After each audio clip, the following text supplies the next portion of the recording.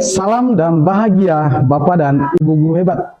Berjumpa kembali dengan saya, Kasmirus Tepi, Guru Pendidikan Agama Katolik dan Budi Pekerti di SMP Negeri 5, Lebat Kali Tukan. ini saya ingin berbagi praktik baik saya tentang proses pembelajaran di kelas saya menggunakan model pembelajaran Learning Station. Setiap satuan pendidikan menjadikan rapor pendidikan sebagai wadah refleksi dan evaluasi. Demikian juga saya bersama dengan rekan-rekan guru dan kepala sekolah di SMP Negeri 5 Lebat Tukan lakukan. Hal ini menjadi bagian yang tidak terpisahkan dari upaya perbaikan layanan berkelanjutan. Pada saat melihat rapor pendidikan, salah satu aspek yang paling perlu ditingkatkan pada satuan pendidikan saya yakni kualitas pembelajaran. Setelah mempelajari akar permasalahan pada rapor pendidikan, saya menganalisis dan menemukan indikasi adanya ketidaksesuaian antara metode pembelajaran dengan kebutuhan siswa yang beragam. Dan sebagai guru saya sadar bahwa seringkali mengambil modul-modul ajar pada platform mereka mengajar, lalu menggunakan tanpa menyesuaikan dengan konteks murid. Hal ini mengakibatkan alur pembelajaran menjadi tumpang tindih dan cenderung kurang jelas dipahami oleh saya sebagai guru. Dampaknya, saya hanya mengejar terselesaikan materi ajar tanpa melihat penyerapan materi oleh murid. Hal ini diperparah dengan antusiasme siswa dalam pembelajaran pendidikan agama Katolik dan Budi Pekerti yang dianggap sebagai pelengkap oleh siswa. Banyak murid yang bolos, juga meskipun hadir, mereka kurang bersemangat mengikuti proses pembelajaran. Sebagai guru, hal-hal tersebut menjadi sebuah evaluasi dan refleksi bagi saya.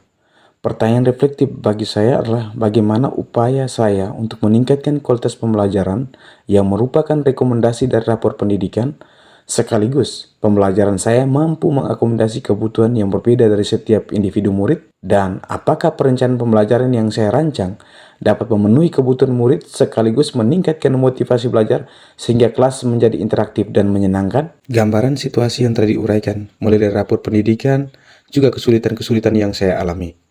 Dan dari pertanyaan-pertanyaan reflektif yang memacu saya untuk berbenah dan berubah, menjadi acuan bagi saya untuk mencari cara dan menemukan langkah tepat. Saya menjadi tertarik dengan sebuah model pembelajaran yang ditawarkan dalam program pembatik, yakni Learning Station. Menurut saya, model ini cukup mudah dilaksanakan dan bisa mengakomodir kebutuhan belajar murid-murid saya. Setelah mempelajari alur pembelajaran secara seksama, saya lalu membuat menyusun modul ajar. Modul ajar ini saya komunikasikan dengan kepala sekolah dan mendapat berbagai masukan yang berarti dalam proses pembelajaran saya. Setelah mendapat persetujuan dari kepala sekolah, saya melakukan proses pembelajaran di kelas. Konsep yang saya gunakan adalah penerapan pembelajaran berdiferensiasi menggunakan model pembelajaran Learning Station. Dan model pembelajaran Learning Station menawarkan solusi yang cukup relevan. Dianggap relevan karena yang pertama, memudahkan saya sebagai guru menempatkan ragam konten buku, teks, video materi, kitab suci pada setiap stasiun yang dilewati oleh siswa. Yang kedua, dapat mengakomodir kebutuhan belajar siswa, seperti membaca buku teks, menonton video, maupun menilai cara membaca kitab suci secara langsung dalam proses yang menyenangkan. Yang ketiga, mampu meningkatkan motivasi. Dengan adanya variasi aktivitas dan pilihan, siswa akan lebih termotivasi untuk belajar karena merasa terlibat aktif dalam proses pembelajaran. Yang keempat, mengembangkan keterampilan abad 21. Model ini mendorong siswa untuk mengembangkan keterampilan seperti berpikir kritis, kolaborasi, komunikasi, dan kreativitas. Dan yang terakhir, memberikan umpan balik yang lebih personal. Sebagai guru, saya dapat memberikan umpan balik yang lebih spesifik kepada siswa berdasarkan kemajuan mereka di setiap stasiun. Langkah-langkah pelaksanaan pembelajaran. Yang pertama, memulai kelas dengan berdoa bersama, melakukan absensi siswa, lalu melakukan ice breaking untuk mengembalikan fokus dan meningkatkan minat siswa dalam pembelajaran, sekaligus membentuk kelompok. Lalu menyampaikan materi dan tujuan pembelajaran, menjelaskan alur stasiun dan kegiatan-kegiatan yang dilakukan pada setiap stasiun. Setelah menjelaskan alur stasiun, proses rotasi siswa dilakukan dari stasiun ke stasiun. Pada stasiun 1, disediakan bacaan buku teks dan siswa dipersilakan membaca buku sesuai dengan halaman yang telah ditentukan. Setiap kelompok siswa diberikan durasi waktu yang sama pada setiap stasiun, yakni untuk stasiun 1 ini diberikan waktu 10 menit untuk setiap kelompok. Setiap kelompok diberikan tanggung jawab untuk mengembalikan buku bacaan dengan rapi setelah dibaca dan sebelum beralih ke stasiun berikutnya.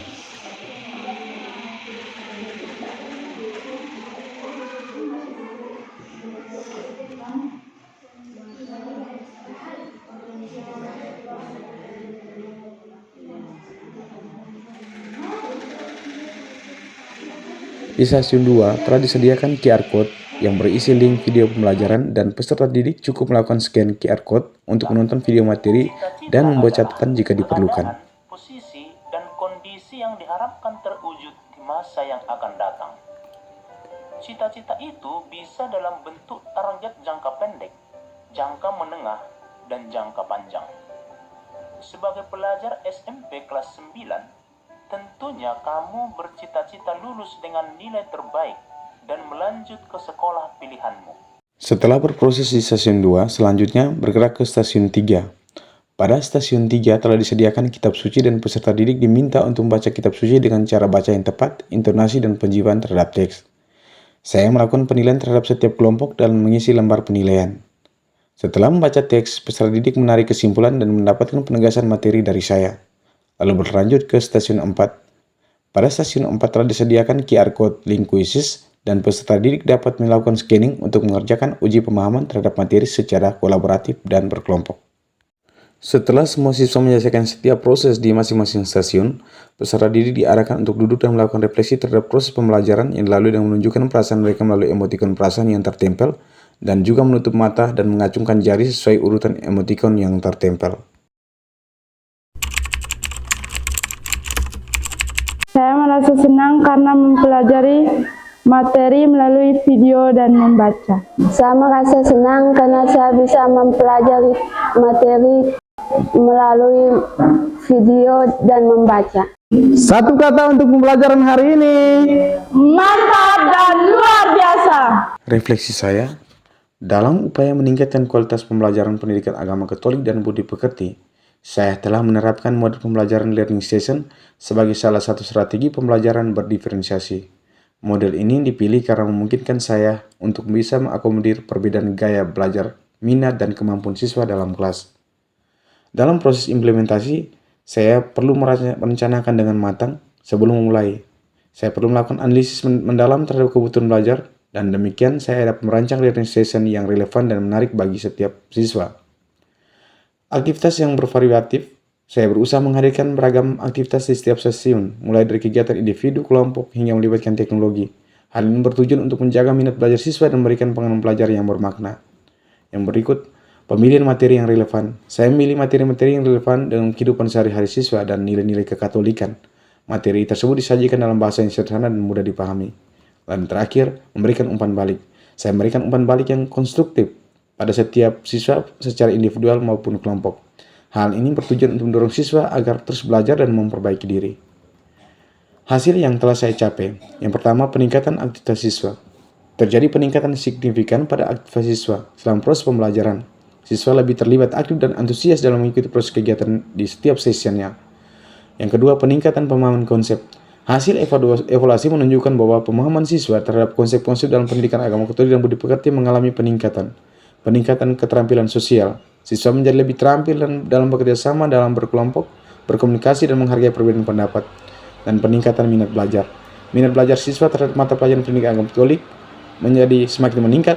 Hal ini terlihat dari antusiasme siswa dalam mengikuti pembelajaran dan partisipasi aktif dalam diskusi.